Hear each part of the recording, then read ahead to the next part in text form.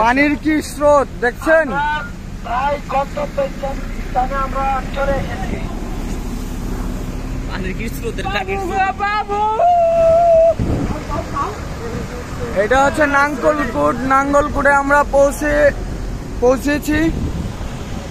আসলে মানুষের ঘরবাড়ি কিন্তু ডুবে গেছে। এটা দেখার পর আসলে মানুষের মন স্থির থাকতে পারে না। কি? হ্যাঁ, অবশ্যই। আসলে ভাষায় প্রকাশ করার মতো না, মানুষ যে কতটা কষ্ট করতেছে। সব ডুবে গেছে, সব।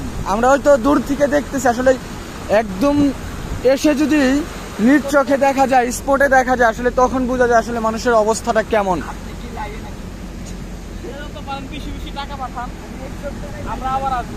না, আমাদের যে যতটুকু টাকা পাঠাইছেন সেই টাকা দিয়ে আমরা যথেষ্ট পরিমাণ খাবার কিনে এসে পড়েছি, এবং আপাতত আমাদের যদি কেউ টাকা দিতে চান তাহলে সেইটা দিয়ে আবার আমরা কিনতে পারবো। এদিকে দেখেন ঘরবাড়ি কিন্তু সব ডুবে গেছে, সব।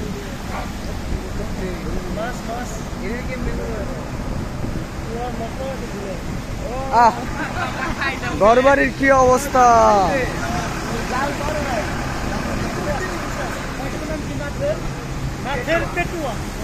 নাথের পেটুয়া